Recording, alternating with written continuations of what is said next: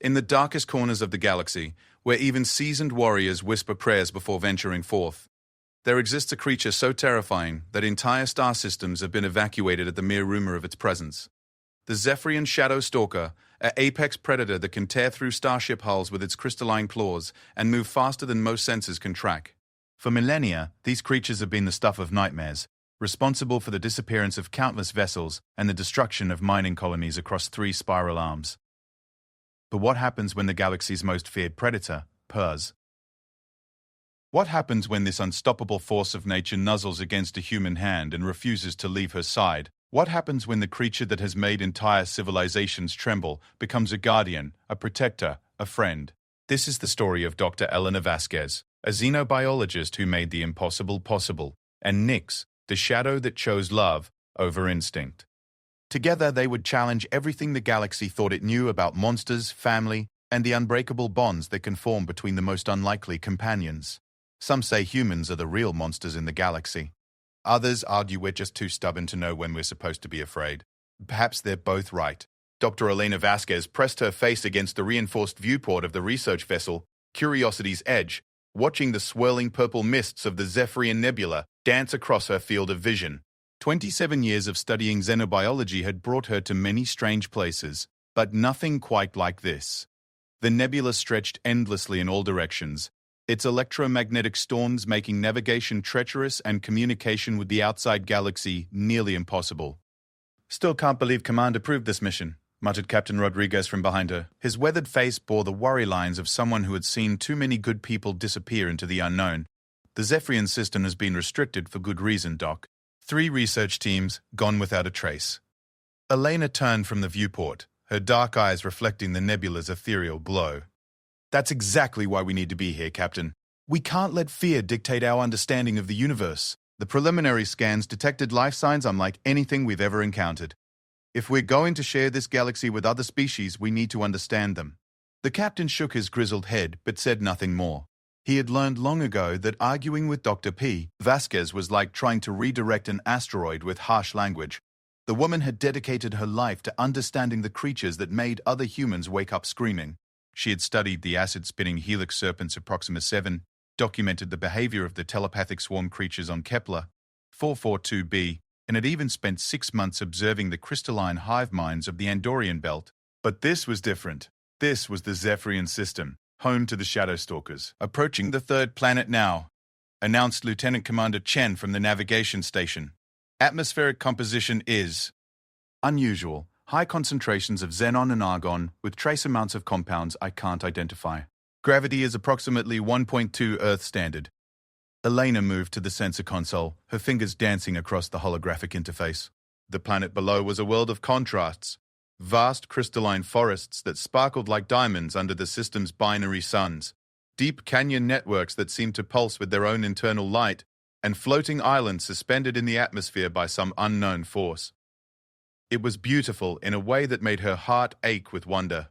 "Life signs?" she asked. "Scattered throughout the surface," Chen replied.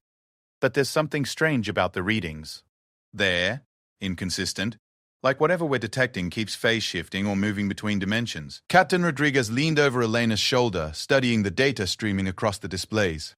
"Shadow Stalkers," he said grimly. "Has to be." The reports from the survivors of the Meridian incident described creatures that seemed to exist partially outside normal space-time.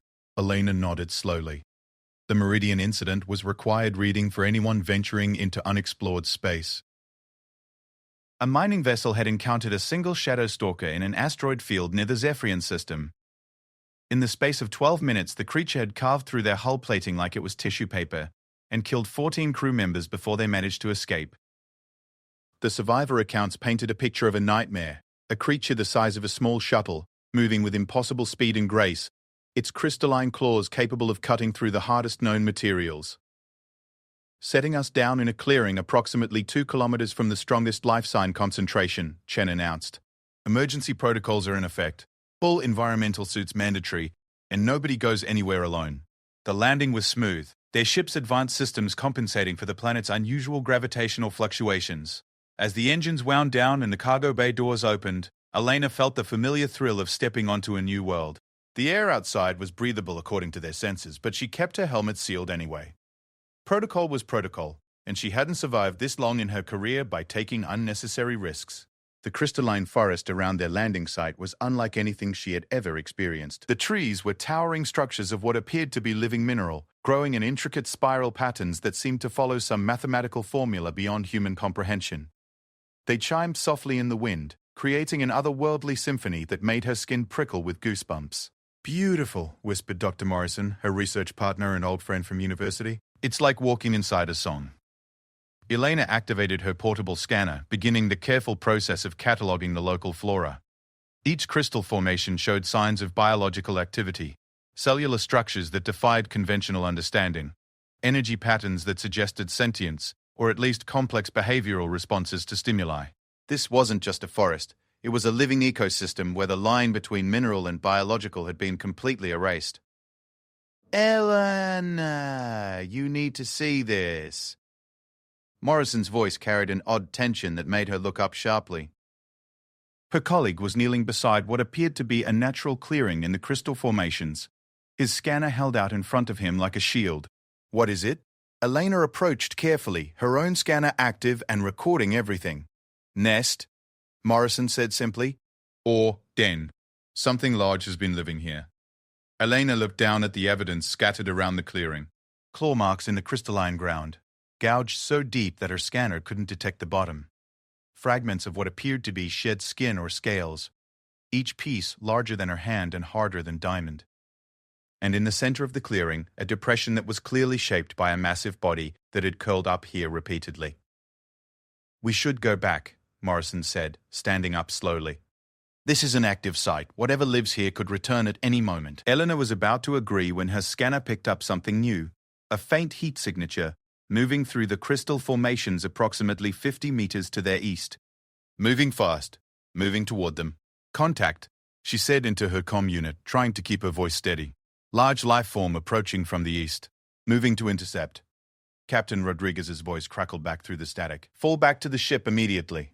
That's an order." But Elena found herself frozen in place, not by fear, but by curiosity. Her scanner was showing readings that didn't make sense. The creature approaching them was massive, easily the size described in the Shadowstalker reports, but its heat signature was wrong. Instead of the cold, predatory pattern she expected, her instruments were detecting something that looked almost like distress. The crystal formations around them began to chime more urgently, their harmonic frequencies shifting into what sounded almost like a warning. Morrison grabbed her arm, trying to pull her toward the ship, but Elena shook him off. "Wait," she said. "Something's not right." The creature emerged from the crystal forest like a living nightmare given form. It was everything the reports had described and more. 3 meters tall at the shoulder, its body covered in overlapping scales that seemed to shift between solid matter and shadow. 6 powerful legs ended in claws that sparked against the crystalline ground, and its elongated head bore rows of teeth that could have been carved from black diamonds. But it was the eyes that stopped Elena's heart, large, intelligent, and filled with an unmistakable pain. Morrison was pulling harder now, his voice high with panic. "Elena, we have to go, now!" But Elena saw what he missed. The creature was limping, favoring its rear left leg. Dark fluid, blood, was seeping from multiple wounds across its flank, and clutched against its chest, protected by those terrible claws, was something small and still. "It's hurt," Elena said, her voice barely above a whisper. The Shadowstalker stopped 10 meters away from them, its massive head swiveling to focus on Elena with an intelligence that was unmistakably sapient. For a long moment, they stared at each other across the alien clearing, while Morrison continued his panicked attempts to drag her to safety. Then the creature did something no one had ever reported in any encounter with a Shadowstalker. It lowered its head in what could only be described as a gesture of submission, and very carefully, very gently, it placed the small bundle it had been carrying on the ground between them. Elena's scanner went wild as it analyzed the small form. DNA readings that matched the adult creature but with significant variations. Vital signs that were weak but present. Size and development patterns that suggested... "It's a baby," Elena breathed. The adult Shadowstalker made a sound unlike anything in the xenobiological databases, a low, keening cry that spoke of loss and desperation in a universal language that needed no translation. It nudged the small form toward Elena with the tip of its massive snout, then backed away several steps, never taking its eyes off her. Morrison had stopped pulling and was now staring at the scene with the same fascination and terror that Elena felt. "This doesn't match any recorded behavior patterns," he whispered. Elena slowly knelt down, her movements careful and deliberate. The baby shadow stalker was no larger than a house cat, its scales still soft and its eyes barely open. Her scanner showed multiple injuries, none immediately fatal, but serious enough that without medical intervention, the creature would not survive another day. "She's asking for help," Elena realized. "She knows her baby is dying, and she's asking us to help." The adult creature made another sound, this one more urgent, and Elena noticed fresh wounds opening along its flank. It was badly hurt, probably from defending its young against some threat, and was rapidly weakening from blood loss. "Elena, this is insane," Morrison said. "We don't know anything about their biology. For all we know, this could be some kind of trap." But Elena was already reaching for her emergency medical kit. She had spent years developing universal treatment protocols that could work across species barriers. The fundamentals of life, cellular respiration, protein synthesis, neural activity, followed similar patterns across most carbon-based life forms. And right now, 2 lives hung in the balance. "Captain Rodriguez, this is Dr. Vasquez," she said into her comm unit. "I need Dr. Patterson and the mobile medical suite down here immediately, and prep the isolation chamber in Lab 7. Doctor, I'm ordering you to return to the ship immediately." The captain's voice crackled back. "Negative, Captain. I have patience." Elena opened her medical kit and began assembling a basic life support system designed for unknown species. The baby shadow stalker was hypothermic and dehydrated, its alien physiology shutting down one system at a time. She worked quickly, establishing IV access with a universal catheter and beginning fluid resuscitation with a synthetic plasma substitute that her research had proven compatible with most carbon-based life forms. The adult creature watched every movement with an intensity that was almost overwhelming. Elena could feel those ancient, intelligent eyes cataloging everything she did, learning, judging. When she successfully established the IV line and the baby's vital signs began to stabilize slightly, the adult made a sound that she could only interpret as approval. "Your turn," Elena said softly, looking up at the massive creature. "You're bleeding out and your baby needs you to survive." For a moment, she thought the adult would refuse treatment. Shadow stalkers were apex predators, and accepting help from what they might perceive as prey would go against every instinct. But then the creature slowly, carefully, lowered itself to the ground beside Elena and extended its injured flank toward her. The wounds were deep, made by claws larger than anything Elena had ever seen. Something had attacked this creature and its baby. Something even larger and more dangerous than a shadow stalker. The thought made her hand shake as she applied coagulant foam to the worst of the bleeding. "What could do this to you?" she wondered aloud. As if in answer, a roar echoed through the crystal forest that made the shadow stalker's earlier calls sound like whispers. The adult creature immediately tensed, its head swiveling toward the sound with obvious fear. Elena's scanner picked up new movement in the forest. Something massive approaching from the north. Something that made the readings from the shadow stalker look small by comparison. "Eleanor, we need to move," Morrison said urgently. "Whatever's coming, we don't want to be here when it arrives." The shadow stalker struggled to its feet, clearly torn between the need to flee and the need to protect its young. Eleanor made a decision that would change everything. "We're taking them with us," she announced, scooping the baby shadow stalker into her arms. The small creature was surprisingly warm and made a soft chirping sound as she lifted it. "Eleanor, no," Morrison protested. "That's a violation of at least 12 protocols."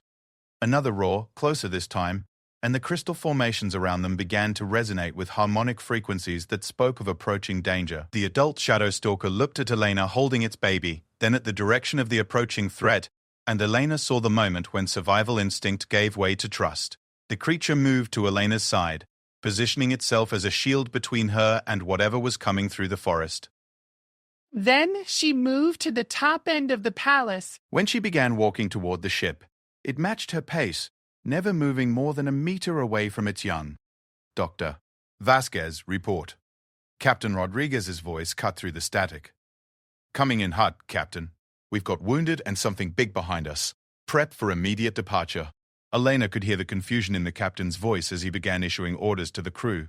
She doubted he could imagine the reality of the situation. that she was walking across an alien landscape with one of the galaxy's most feared predators acting as her personal bodyguard. The baby in her arms stirred weakly, opening eyes that were exact miniatures of its parents, large, dark, and filled with an intelligence that made Elena's breath catch. When those eyes focused on her face, she felt a connection form that went beyond species, beyond evolution, beyond everything that should have separated predator from prey. "Hello, little one," she whispered. "You're going to be okay." "I promise." The adult shadow stalker heard her voice and made a sound that was softer than anything reported in any encounter. For just a moment, it sounded almost like a purr. Behind them, the forest erupted as something emerged from the crystal formations that dwarfed even the shadow stalker. Elena didn't look back, but her scanner painted a picture of scales and claws and eyes like burning stars. Whatever had wounded her patients was following, and their head start was disappearing rapidly. "Captain, we need to lift off the moment we're aboard," Elena called into her comm. "And I mean the very moment." "Roger that, Doctor." Bay doors are open, engines are warming up. Elena could see the ship now, its familiar bulk a welcome sight against the alien landscape. Dr. Patterson was waiting at the cargo bay entrance with the mobile medical suite, his face a mask of professional concentration that didn't quite hide his shock at seeing Elena's companions. "Emergency protocols," Elena called out as they approached. "Unknown species, critical conditions, possible hostile pursuit." The shadow stalker hesitated at the entrance to the ship, its predatory instincts warring with its need to protect its young.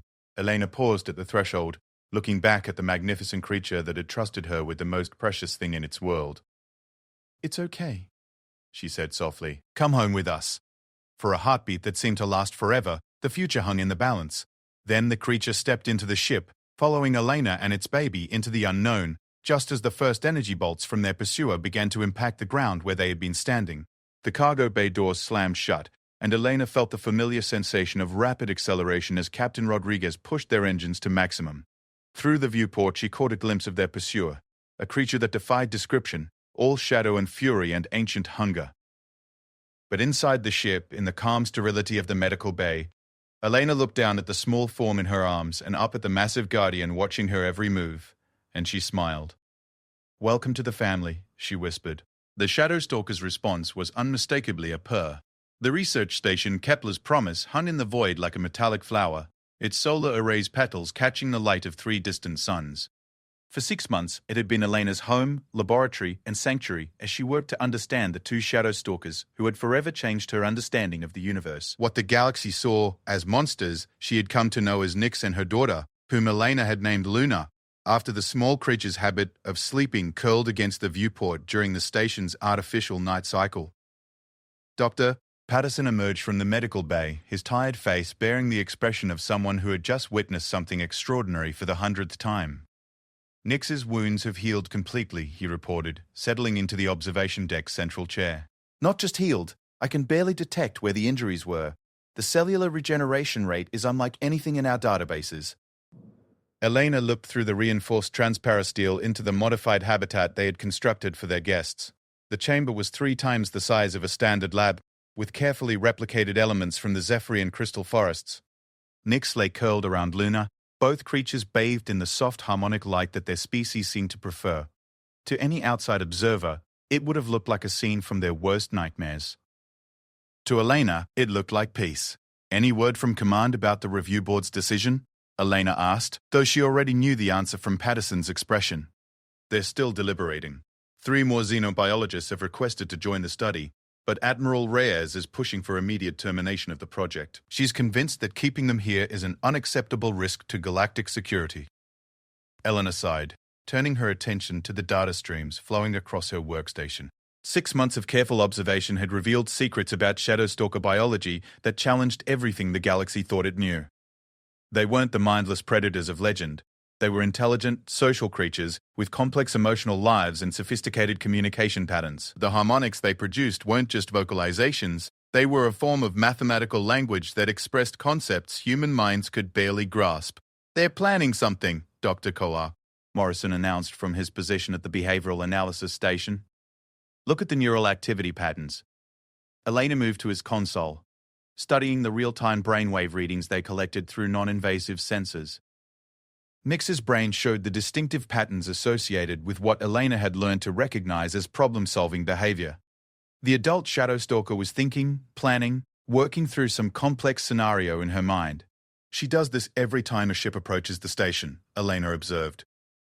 She's learning to distinguish between friendly and potentially threatening vessels, based on their engine signatures, approach vectors, and communication patterns. That's not learning, Patterson said quietly. That's tactical analysis. She's running threat assessments like a military strategist. The implications hung in the air between them. Intelligence was one thing. The galaxy was full of intelligent species that coexisted peacefully with humans. But tactical intelligence, the kind that could analyze and counter human military systems, was something else entirely. Elena understood why Admiral Reyes was concerned, but she also knew that the Admiral's fears were based on incomplete information. Dr. Vasquez to the communication center, the station's AI announced. Priority transmission from Earth Command. Eleanor exchanged glances with her colleagues before making her way to the communication center. The holographic projector flickered to life, revealing the stern face of Admiral Sarah Reyes, her gray hair pulled back in a regulation bun, and her expression carrying the weight of someone who had seen too many peaceful missions turn deadly. Dr. Vasquez, the Admiral began without preamble, I'll be direct. The Defense Council has reviewed your research data, and while they acknowledge the scientific value of your work, they remain concerned about the security implications. I need your professional assessment. Can these creatures be considered a threat to human colonies? Elena had been expecting this question for weeks, and she had her answer ready. Admiral, in 6 months of close contact, neither Nix nor Luna has displayed any aggressive behavior toward humans. Nix has actually shown protective instincts towards station personnel. When Engineer Clark suffered an accident in the habitat chamber last month, Nix positioned herself between him and the damaged equipment until help arrived. But are they capable of aggression? The Admiral pressed. Could they be weaponized by hostile forces?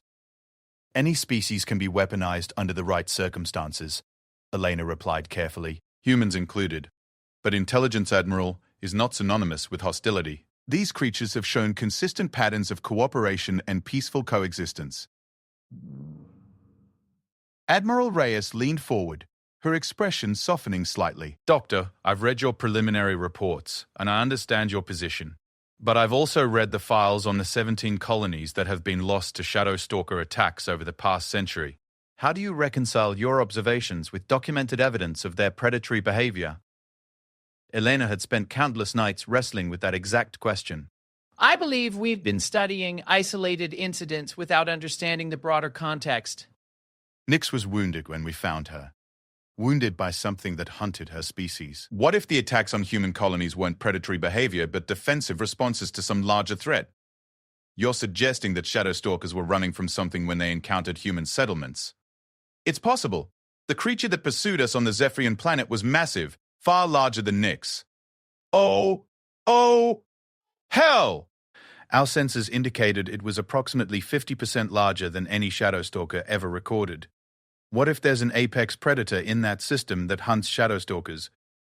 What if they were fleeing to what they thought was safe space? The Admiral was quiet for a long moment, processing the implications. That's a compelling theory, Doctor, but it's still just speculation. The Defense Council needs concrete evidence before they'll authorize long-term study of such potentially dangerous subjects. Elena had anticipated this response as well. Admiral, I'd like to propose a controlled demonstration. Allow me to show you what 6 months of trust and cooperation have accomplished. What kind of demonstration? Come here, Admiral. Meet them yourself. See what I see. Admiral Reyes's eyebrows rose slightly. You're inviting me to make personal contact with the galaxy's most feared predator? I'm inviting you to meet a mother and daughter who have learned to trust humans completely. And more than that, I think you'll find that they have information we need. After a pause that stretched for nearly a minute, the Admiral nodded. I'll be there in 72 hours, Doctor. This demonstration better be worth the risk. The transmission ended, leaving Elena alone with the magnitude of what she had just committed to. In 3 days, she would need to prove not only that Nix and Luna were safe to be around, but that their friendship could have strategic value for humanity's expansion into the galaxy. Elena returned to the observation deck to find her team clustered around the habitat viewing area.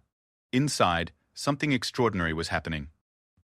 Luna, who had grown considerably over the past 6 months, was engaged in what could only be described as play behavior with one of the station's maintenance robots. The small shadow stalker would pounce on the robot, which would respond by extending manipulator arms for Luna to wrestle with.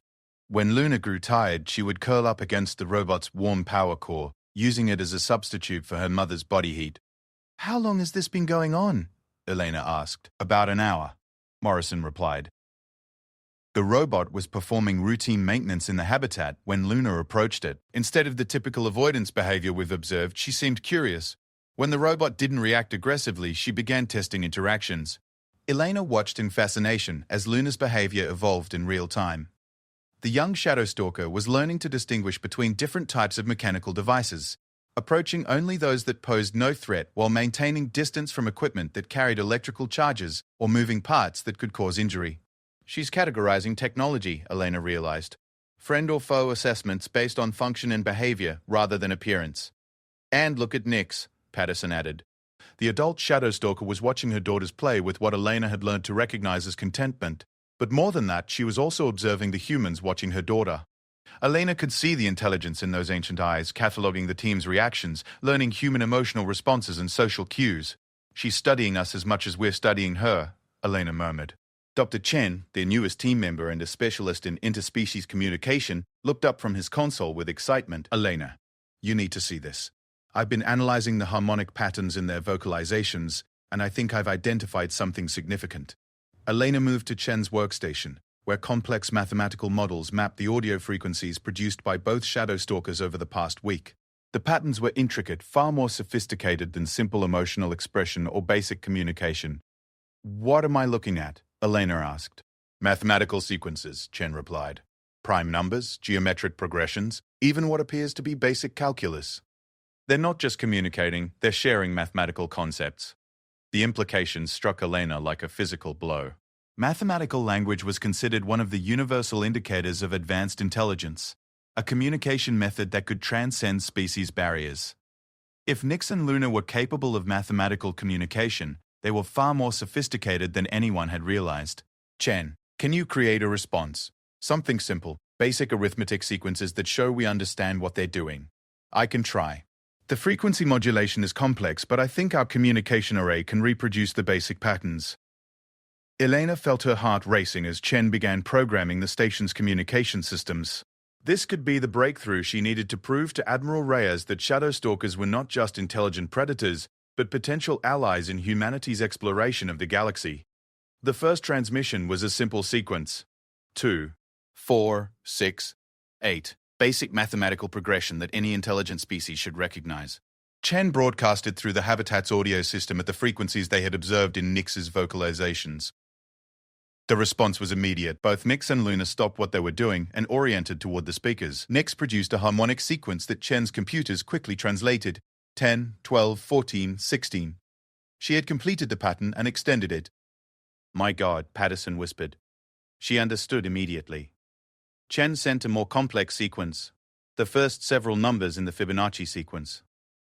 Nix's response came back faster this time, completing the pattern and adding several additional terms that Elena's computer confirmed as mathematically correct.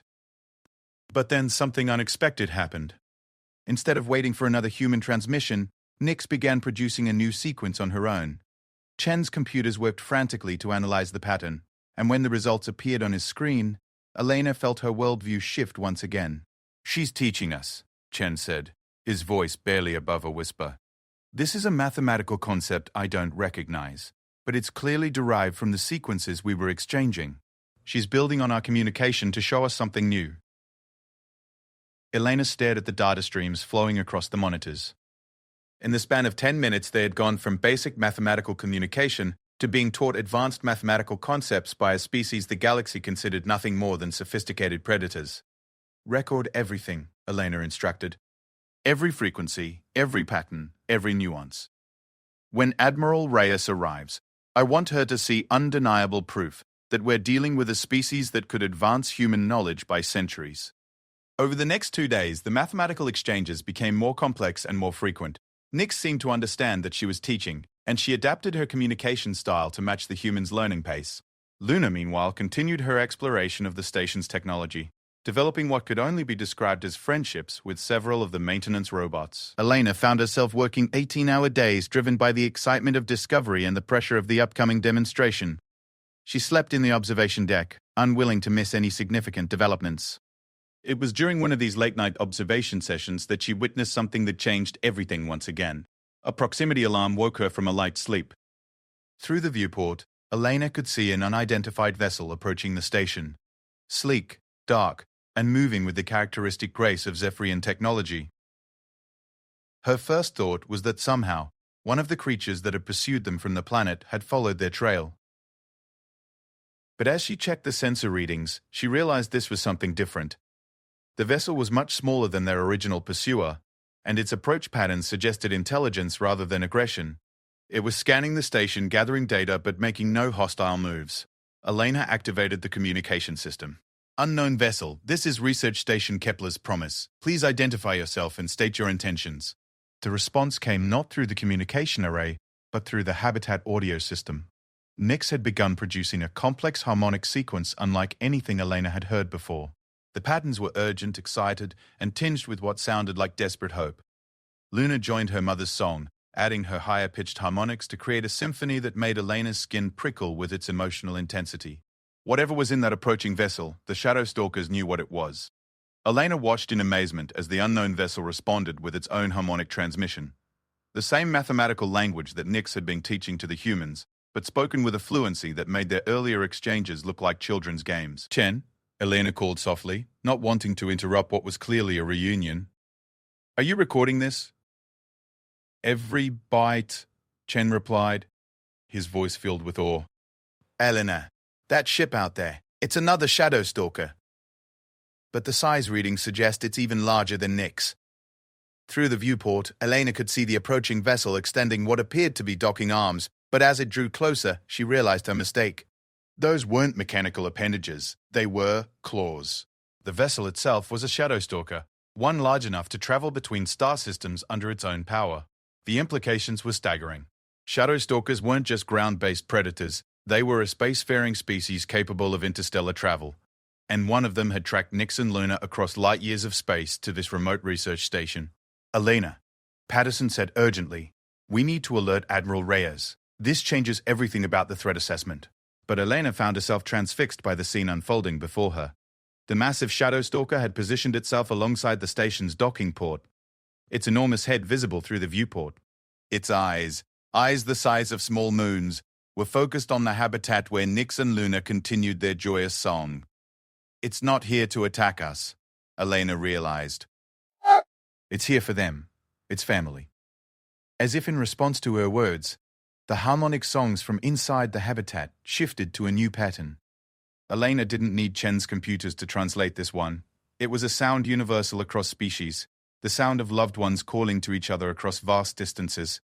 The Shadow Stalker outside responded with its own call, and Elena felt tears streaming down her face as she listened to the reunion of a family separated by tragedy and found again through trust and cooperation. Admiral Reyes is going to arrive tomorrow expecting a demonstration of controlled contact with dangerous aliens, Elena said quietly. Instead, she's going to find a first contact situation with a spacefaring civilization. Patterson nodded grimly. Elena, I hope you know what you're doing, because in 12 hours we're either going to make history or start a war. Elena looked at Nix and Luna, then at the massive creature floating outside their station, and she made a decision that would echo across the galaxy for generations. Dr. Chen, she said formally, please prepare a message for immediate transmission to Admiral Reyes. Tell her that the demonstration has been moved up and that she might want to bring a larger diplomatic team. As the harmonics of the Shadow Stalker reunion filled the station, Elena prepared to introduce humanity to its newest neighbors. Admiral Sarah Reyes had commanded fleets through 3 interstellar conflicts and negotiated peace treaties with species that communicated through chemical emissions and controlled plasma storms with their thoughts. Nothing in her 40 years of military service had prepared her for what she found at Research Station Kepler's Promise. Ma'am, Captain Torres said quietly as their diplomatic vessel Harmony's Gate approached the station, sensors are detecting what appears to be a large biological entity attached to the station's docking port. Life signs are off the scale. This thing is massive. Admiral Reyes studied the tactical displays with growing unease. The creature attached to the research station was larger than a heavy cruiser, its body showing the characteristic energy patterns of a shadow stalker that magnified beyond anything in their database. More troubling was the fact that it wasn't attacking. It was simply waiting. "Any response to our hail?" she asked. "Dr. Vasquez requests permission to facilitate first contact protocols," the communications officer reported. She emphasizes that the situation is stable but requires careful handling. Admiral Reyes had read Elena's reports, but seeing the reality was something else entirely. "Dr. Vasquez has been alone on that station with these creatures for 6 months," she said to Torres. "It's possible her judgment has been compromised by extended isolation." Or, Torres replied carefully, "she's achieved something unprecedented in xenobiological research." The Admiral nodded grimly. Either way, they were about to find out. "Signal the station. We're coming aboard, but keep the ship at full alert. If things go bad, I want immediate evacuation protocols ready." Elena met them at the airlock, and Admiral Reyes was struck by the change in the xenobiologist. The woman she remembered from their video conferences had been passionate but controlled, a scientist driven by curiosity and professional dedication. The person who greeted them now had an added quality, a confidence that spoke of someone who had walked into the unknown and emerged with secrets that could change everything. "Admiral, thank you for coming," Elena said formally. "I know this isn't what you expected, but I believe you'll find it worth the journey." "Vasquez, my tactical officers report that there's a creature the size of a battleship attached to my research station. I'd appreciate an explanation before we proceed." Elena's smile was enigmatic. "His name is Kronos, Admiral. He's Nyx's mate and Luna's father. He's been searching for them since the attack on their home territory 6 months ago. He tracked them here using interstellar navigation techniques that our best scientists can barely theorize about." Admiral Reyes felt her worldview shifting. "Dr. Vasquez, are you telling me that shadow stalkers are capable of faster-than-light travel?" "Not faster than light, Admiral. Something else entirely.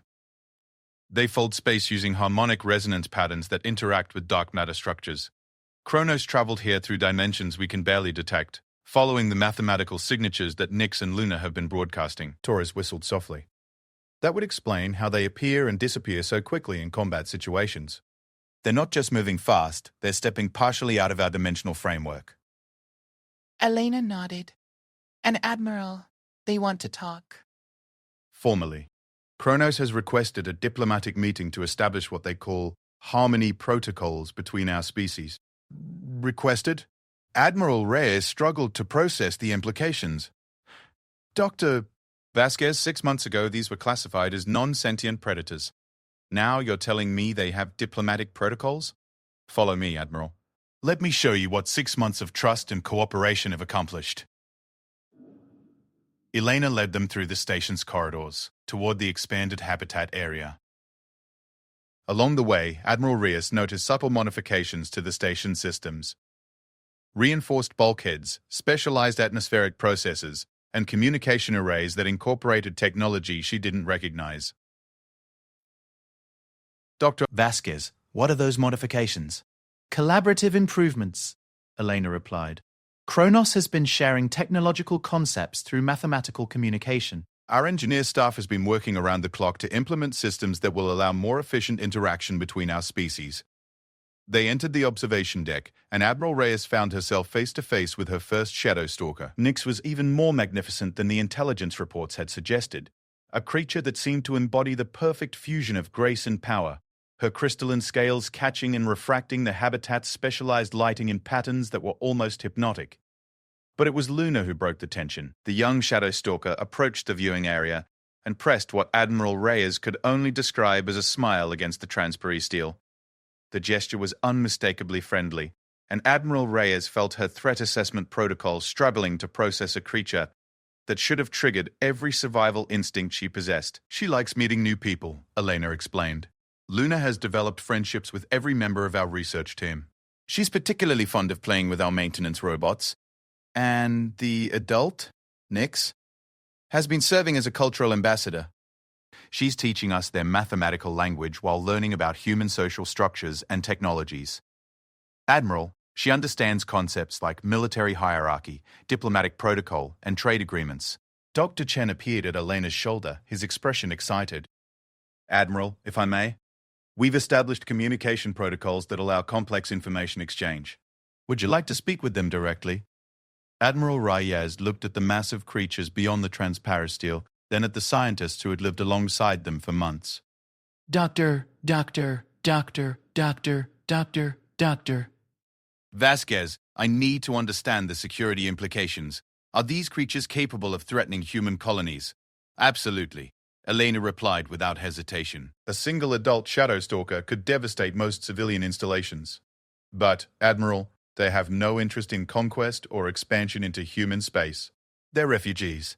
Elena activated a holographic display showing detailed star charts of the Zephyrian region. The species that attacked Nyx and Luna, they call them the Devourers, have been systematically hunting shadow stalker populations across 17 star systems. What we interpreted as predatory raids on human colonies were actually desperate attempts to escape an extinction-level threat.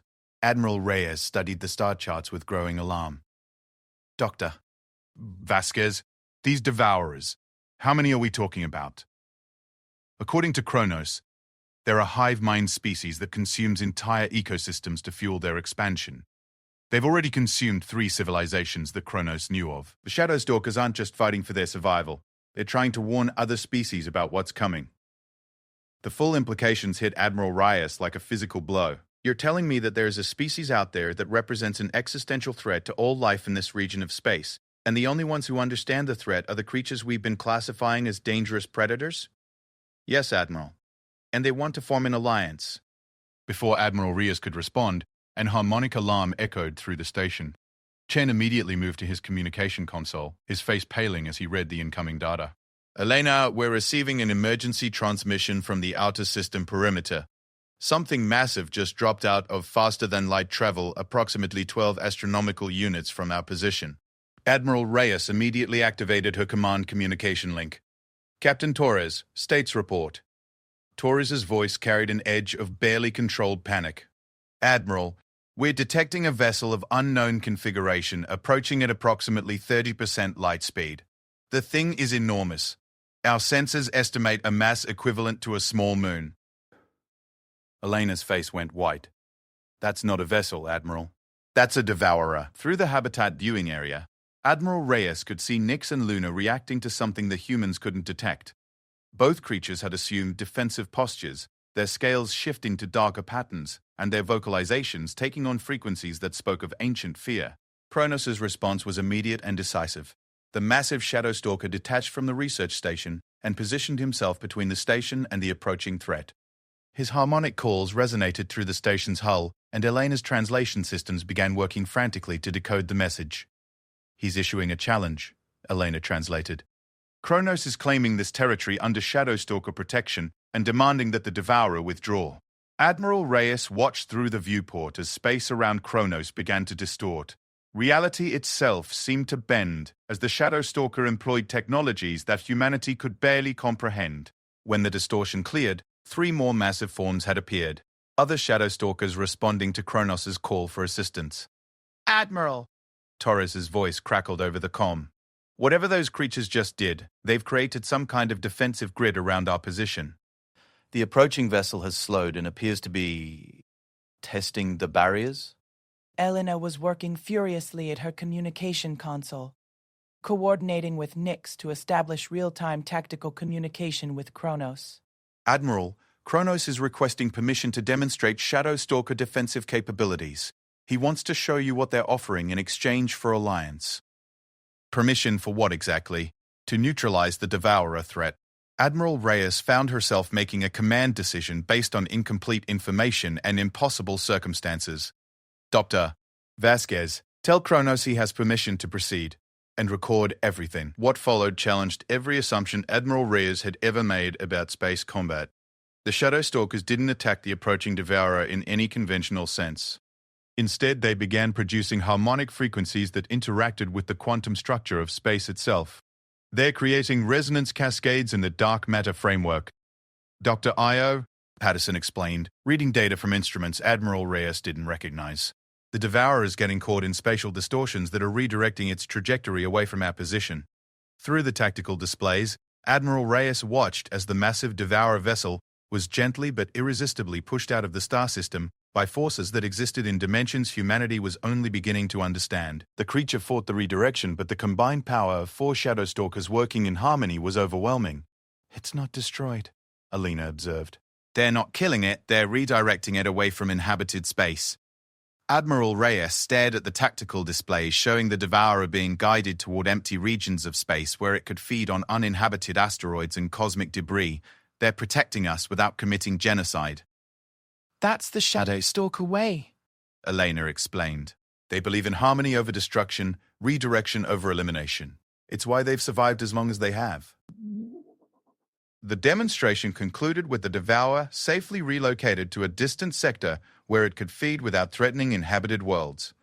The Shadow Stalkers returned to positions around the research station, and Kronos resumed his position alongside the docking port. Admiral Reyes sat in silence for several minutes processing what she had witnessed. Finally, she activated her command communication link. "Captain Torres, prepare a priority transmission to Earth Command. Classification level Alpha 7. Message reads, first contact established with advanced spacefaring civilization. Species demonstrates both significant defensive capabilities and peaceful intentions. Requesting immediate diplomatic support for alliance negotiations." Elena smiled. "Admiral, there's something else you should know. Kronos has offered to share the defensive technologies they just demonstrated. They want to teach humanity how to protect our colonies from devourer incursions. And what do they want in return? Safe passage through human space for refugee populations, and cooperation in establishing early warning networks for devourer movements. They're not asking for territory or resources, Admiral. They just want to ensure that no other species suffers the losses they have." Admiral Reyes looked through the viewport at Luna, who was still pressed against the transparasteel with what she could only interpret as a hopeful expression. The young Shadow Stalker had grown up among humans, learning to trust rather than hunt, to cooperate rather than compete. "Dr. Vasquez, how quickly can you prepare a comprehensive briefing for the diplomatic corps? I have a feeling we're going to need experts in interspecies law, xenopsychology, and advanced physics." "Already prepared, Admiral. I've been documenting everything since the first day." As Admiral Reyes began the complex process of negotiating humanity's first formal alliance with an alien species, she reflected on the strange turns that had brought them to this moment. 6 months ago, Shadow Stalkers had been the monsters that haunted the outer colonies. Today, they were humanity's best hope for survival, against a threat that dwarfed anything the galaxy had ever seen. Doctor Vasquez, the Admiral said quietly, "When you first found Nix and Luna on that planet, did you have any idea it would lead to this?" Dalla looked at her 2 patients, who were now playing together in their specially designed habitat, while their father coordinated defensive strategies with 3 other adult Shadow Stalkers. "Admiral, I've learned that the universe has a way of turning our assumptions upside down. 6 months ago, I thought I was rescuing 2 injured animals. It turns out I was facilitating first contact with humanity's future allies." Admiral Reyes nodded slowly. "And, Dr. Vasquez, for the record, your demonstration was worth the risk." As if understanding the conversation, Nix produced a harmonic sequence that Elena's computers translated as gratitude and friendship. Luna added her own higher-pitched contribution, which the computers interpreted as joy and excitement about meeting new humans. Admiral Reyes found herself smiling despite the magnitude of the changes ahead. "Dr. Ted Pearson." "Vasquez, I think this is the beginning of a very interesting alliance." Unquote. Through the viewport, Kronos produced a deep harmonic that resonated through the station's hull like a promise of protection and partnership. The age of humanity standing alone in the galaxy was coming to an end, and their new allies had scales that could cut through starship hulls and hearts large enough to love across species boundaries. 2 years after first contact, the colony world of New Geneva had become something unprecedented in human history. A joint, human, Shadow Stalker settlement where 2 species lived and worked together in harmony. Elena stood on the observation deck of the Colonial Administration Building, watching Luna teach a group of human children the mathematical principles of dimensional folding, while Nix collaborated with human engineers on the construction of a new defensive grid. "It still amazes me," said Dr. Pearson. Morrison joining Elena at the viewport. 2 years ago, we were classifying them as threats to human expansion. Now Luna's giving physics lessons to 10-year-olds. Elena smiled as she watched Luna demonstrate how to calculate multi-dimensional vectors by manipulating crystalline formations with her claws. The young Shadow Stalker had grown to nearly adult size, but retained her gentle curiosity about human culture. 3 human children sat cross-legged in front of her, furiously taking notes as she explained concepts that wouldn't typically be taught until graduate school. The children adapt faster than the adults, Elena observed. To them, having a Shadow Stalker teacher is just another part of growing up. They don't carry the fear conditioning that older humans struggle with. Speaking of adaptation, how are the new arrivals adjusting? Elena's expression grew more serious. The latest refugee convoy had brought 200 Shadow Stalkers to New Geneva, survivors from systems recently consumed by the Devourers. Each group brought stories of entire worlds stripped bare, of civilizations reduced to cosmic dust in a matter of days. The refugees were traumatized, many having lost their entire families to the relentless expansion of the hive mind. It's challenging, Elena admitted. These Shadow Stalkers have only known humans as distant beings they occasionally encountered in neutral space. They don't have the foundation of trust that we built with Nyx's family. Some of them still see us as potential prey. Any incidents? 3 minor confrontations this week. Nothing serious, mostly territorial disputes and misunderstandings about resource allocation. But the integration specialists are working around the clock to establish communication protocols with each new group.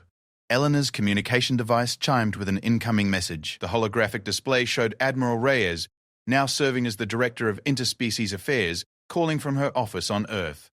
Vasquez. The Admiral's image flickered slightly due to the quantum communication delays.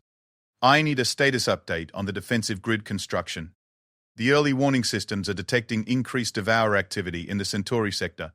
The grid will be operational within the week, Admiral, Elena replied. Kronos and his team have been working with our engineers to integrate Shadow Stalker harmonic technology with our existing defense platforms. The results are beyond our most optimistic projections. Admiral Reyes nodded, but Elena could see the concern in her expression. Doctor, I'm going to be direct. The Earth Council is receiving pressure from some colonial governors about the rapid expansion of joint settlements. There are concerns about humans becoming too dependent on Shadow Stalker protection. Elena felt a familiar frustration rising. Despite 2 years of successful cooperation and the clear evidence that Shadow Stalker alliance was humanity's best defense against the Devourer threat, political opposition persisted. Some human leaders remained convinced that cooperating with former predators was too dangerous, regardless of the benefits. Admiral, have you shared the data from the Kepler 438 incident? What happened there demonstrates exactly why we need this alliance. I have, Doctor, but not everyone is convinced that isolated success stories translate to long-term strategy. There are legitimate concerns about what happens if Shadow Stalker priorities change. Elena understood the concerns, but she also understood something that many politicians didn't. The depth of the bonds that had formed between the two species. She had watched human children grow up alongside Shadow Stalker young, had seen mixed teams develop technologies that neither species could have created alone, had witnessed the evolution of a truly integrated society. Admiral, with respect, those concerns are based on theoretical risks. The reality is that we're stronger together than either species ever was alone. The defensive technologies we've developed have already saved 16 human colonies from Devourer attacks. I know, Doctor, and that's why I'm calling. We've received intelligence about a massive Devourer convergence in the Vega system. Our analysts estimate their massing force is equivalent to 100 of their largest vessels. If they move into human space, no single colony will be able to resist them. Elena felt her blood run cold. 100 Devourer vessels represented a threat on a scale they had never faced. Each individual Devourer could devastate a planet, and 100 working in coordination could potentially consume entire star systems. What's the response plan? That's what I need to discuss with you and Kronos. We're proposing a preemptive strike using combined human Shadow Stalker forces. But the scale of the operation would require every available Shadow Stalker warrior and the bulk of our naval forces. It's either stop them in Vega or face them when they're even stronger. Elena activated her communication link to Kronos. The massive Shadow Stalker was in the colony's engineering sector, working with human technicians on defensive system calibrations. His response came immediately, transmitted through the harmonic communication network that now connected all Shadow Stalkers on the colony. Kronos acknowledges the threat assessment, Elena translated. He's calling for a gathering of clan leaders from all refugee populations. This decision will affect every Shadow Stalker in human space. What followed was unlike anything in human diplomatic history. Within 6 hours, Shadowstalker leaders from 12 different colony worlds had assembled in New Geneva's central chamber. Not physically, but through the harmonic communication network that allowed instantaneous contact across interstellar distances. Elena and Admiral Reyes observed as the Shadowstalkers conducted their deliberations, their mathematical language creating patterns of incredible complexity as they debated strategy and commitment. "It's remarkable," whispered Dr. Chen, monitoring the communication flows. They're sharing tactical assessments, resource evaluations, and strategic projections simultaneously across multiple dimensional frameworks. The processing power required for this kind of distributed computation is beyond our current capabilities. After 3 hours of deliberation, Kronos approached Elena with the results. His harmonic communication was carefully modulated for human comprehension, and Elena's translation systems rendered his words with unusual formality. The clans have reached consensus. We will commit all available warriors to this action, but we request modification to the proposed strategy. Rather than attempting to destroy the Devourer convergence, we propose redirection on a massive scale. Elena looked puzzled. Redirection? Kronos, there are 100 Devourer vessels. Where could we possibly redirect that kind of mass?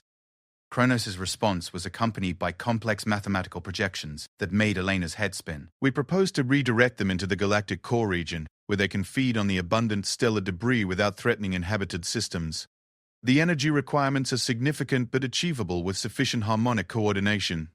Admiral Reyes leaned forward. Kronos, that would require redirecting objects with a combined mass equivalent to a small moon across a distance of several thousand light-years. Is such a thing even possible? It has been done once before, Kronos replied through Elena's translation. During the Great Devourer expansion 3 millennia ago, our ancestors successfully redirected a similar convergence. The cost was high. Many clans were lost in the effort, but the technique is known. Elena felt a chill as she realized what Kronos was describing. You're talking about using dimensional folding on a scale that could affect the structure of space-time itself. What are the risks? There is a possibility of dimensional cascade failure in the target region. Space could become unstable for several centuries, but the alternative is the loss of all inhabited worlds in this spiral arm of the galaxy. Admiral Reyes was quiet for a long moment, clearly struggling with the magnitude of the decision. Kronos, how certain are you that this redirection will work? 73% probability of success with full clan participation. But Admiral, we require human support for the operation. Your ships will need to maintain containment fields while we perform the dimensional calculations. If any Devourers escape the redirection field, your forces will need to engage them directly. Elena translated the tactical requirements as Kronos explained them, and Admiral Reyes found herself authorizing the largest combined military operation in human history. Over the next week, Shadow Stalker warriors began arriving at New Geneva from settlements across human space. Elena watched in amazement as beings she had once feared for their predatory nature transformed themselves into a coordinated defense force dedicated to protecting not just their own species but humanity as well. Luna, despite her youth, insisted on participating in the operation. Elena tried to dissuade her, but the young Shadowstalker had developed a stubborn streak that reminded Elena remarkably of herself. She argues that her mathematical abilities are required for the dimensional calculations. Elena translated Luna's harmonic protests, and she points out that human children have been contributing to the war effort through technical support roles. Elena, Admiral Reyes said gently, she's not a child anymore, and this isn't our decision to make.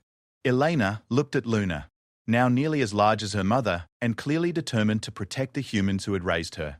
The xenobiologist, who had once rescued an injured baby from an alien forest, realized that her patient had grown into a warrior ready to defend her adopted family. All right, Luna, but you stay close to your parents during the operation.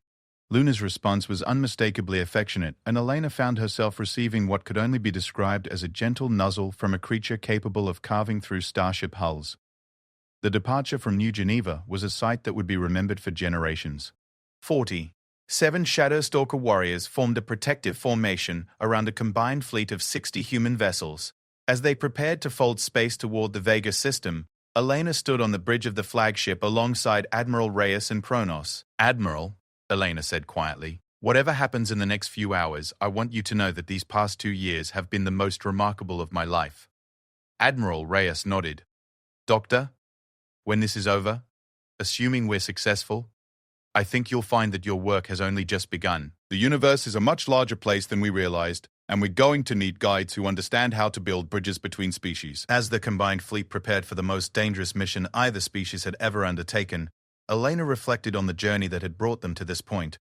What had begun with the rescue of a single injured creature had evolved into an alliance that might determine the fate of countless worlds. Dimensional fold commencing, announced the navigation officer. Destination, Vega system. Time to contact with Devourer Convergence 4 hours. Elena looked at Kronos, whose massive presence filled a significant portion of the bridge, then at Admiral Reyes, whose calm determination masked the magnitude of the risks they were about to face. In 4 hours, they would either achieve the greatest victory in galactic history or witness the beginning of the end for all life in their region of space. Well, Elena said to no one in particular, let's go save the galaxy. The stars shifted around them as reality folded, carrying two species toward a confrontation that would define the future of their alliance and the survival of everything they held dear. The Vega system was a graveyard of consumed worlds. As the combined human Shadow Stalker fleet emerged from their dimensional fold, Elena stared in horror at what the Devourers had accomplished in just 3 weeks. 4 planets that had once supported thriving ecosystems were now stripped down to their metallic cores, their entire biospheres consumed to fuel the expansion of the hive mind. The asteroid belt showed signs of systematic harvesting, with massive chunks of processed matter being organized into the geometric patterns that the Devourers used for their construction projects. "My God," whispered Admiral Reyes from her position on the bridge. The intelligence reports didn't capture the scale of this. Captain Torres, now commanding the flagship Unity, studied the tactical displays with growing alarm. "Admiral, we're detecting the Devourer convergence approximately 2 astronomical units from our position. They're arranged in a sphere formation around what appears to be a central construction project." Elena activated the long-range sensors, and the image that appeared on the main viewer made her stomach clench with fear. The Devourers weren't just massing for an attack on human space. They were building something. The central construction project was a structure of impossible size, easily 100 kilometers in diameter, and growing larger by the hour as individual Devourers contributed processed matter from the consumed worlds. "Kronos," Elena said, activating the harmonic communication system. "Can you identify what they're building?" Kronos' response came through the translation system with unusual urgency. "A reproduction facility.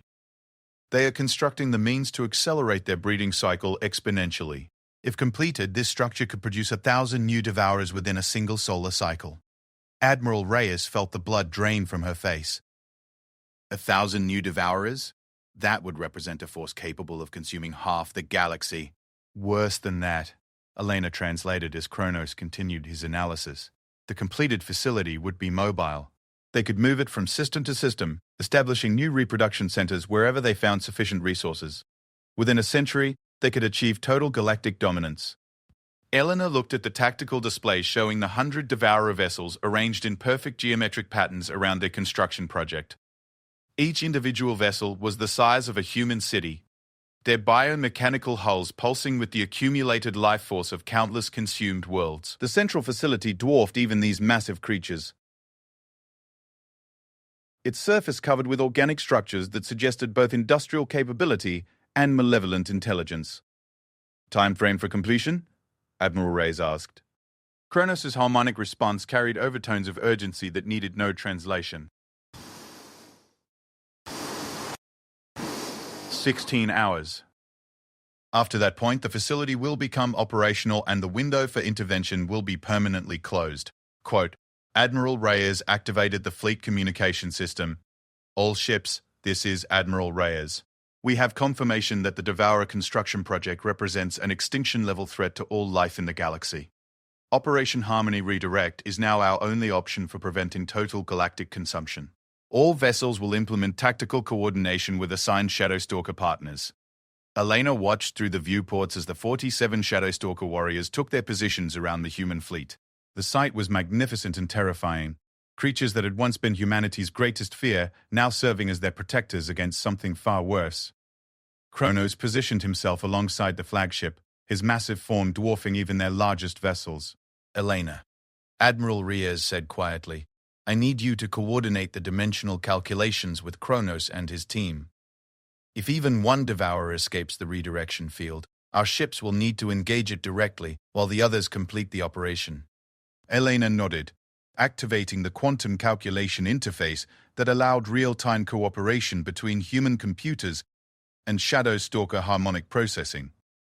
The mathematical requirements for redirecting 100 Devourer vessels were beyond anything either species had attempted alone, but together, they might just be capable of the impossible. Dimensional fold analysis commencing, Elena announced. Target destination, Galactic core region, approximately 27,000 light-years from current position. The calculations that appeared on her displays were beautiful and terrifying in their complexity. The Shadow Stalkers were proposing to create a controlled tear in space-time that would encompass the entire Devourer convergence, then redirect that section of reality across distances that challenged the fundamental laws of physics. The energy requirements were staggering, equivalent to the total output of a medium-sized star for several minutes. Kronos reports that the clan leaders are ready to begin harmonic synchronization, Elena translated. All Shadow Stalker warriors will need to maintain perfect mathematical coordination for the duration of the operation. Any miscalculation could result in dimensional cascade failure. Admiral Reyes studied the tactical projections showing the planned operation. Dr. Vasquez, what are the odds that dimensional cascade failure could affect our position? Elena consulted with Kronos before responding. Minimal risk to our current location, but the target region around the galactic core could become dimensionally unstable for several centuries. Any ships or civilizations in that area would be lost. The galactic core region is largely uninhabited, Admiral Reyes decided. It's an acceptable risk compared to galactic extinction. As the Shadow Stalkers began their harmonic synchronization, Elena found herself witnessing something unprecedented in the history of either species.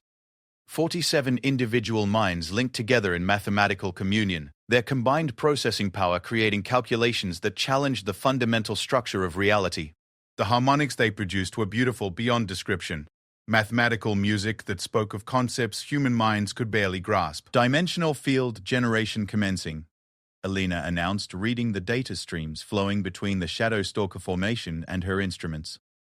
Field boundary establishment in 90 seconds. Through the main viewer, Elena could see space itself beginning to distort around the Devourer convergence. Reality was bending as the Shadow Stalkers imposed their harmonic calculations on the quantum structure of the universe. The geometric patterns of the Devourer formation began to waver as dimensional boundaries shifted around them. Contact! Captain Torres announced. 3 Devourer vessels are breaking formation and moving toward our position. They're attempting to escape the redirection field. Elena felt her heart racing as she watched the tactical displays. 3 Devourer vessels, each capable of consuming entire worlds, were bearing down on their position at significant fractions of light speed. The human fleet would need to hold them off while the Shadow Stalkers completed their dimensional calculations. All ships, engage pattern Delta, Admiral Reyes ordered. Coordinate fire with assigned Shadow Stalker partners. What followed was unlike any space battle in human history. Human vessels equipped with Shadow Stalker harmonic enhancers engaged Devourer ships using weapons that existed partially in alternate dimensions. Energy beams that could phase shift to bypass conventional shields, torpedo systems that could fold space to ensure accurate targeting, and defensive fields that redirected incoming fire into harmless dimensional pockets. Luna, despite her youth, proved to be a formidable partner for the human destroyer, Defiance. Elena watched in amazement as the young Shadow Stalker coordinated with the ship's tactical systems to create defensive patterns that turned the Devourer's own weapons against them. Elena, Admiral Reyes called out, how much longer for the redirection sequence? Kronos reports 70% completion, Elena replied, her voice strained as she monitored the incredible forces being manipulated by the Shadow Stalker formation. But the energy requirements are exceeding their projections. Several of the smaller Shadow Stalkers are showing signs of dimensional stress. Elena could see what Admiral Reyes couldn't. Several of the younger Shadow Stalker warriors were beginning to fade as they channeled more energy than their bodies could safely handle.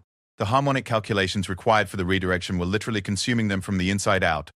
Admiral, Elena said urgently, we're losing 3 warriors to energy depletion. If they collapse, the entire harmonic matrix could destabilize. Admiral Reyes made a decision that would be remembered for generations. All ships transfer auxiliary power to assigned Shadow Stalker partners. We're going to supplement their energy requirements with our reactor output. Admiral, our power systems aren't compatible with Shadow Stalker biology. The feedback could destroy both our ships and the warriors we're trying to help. Dr. Vasquez, Admiral Reyes said grimly.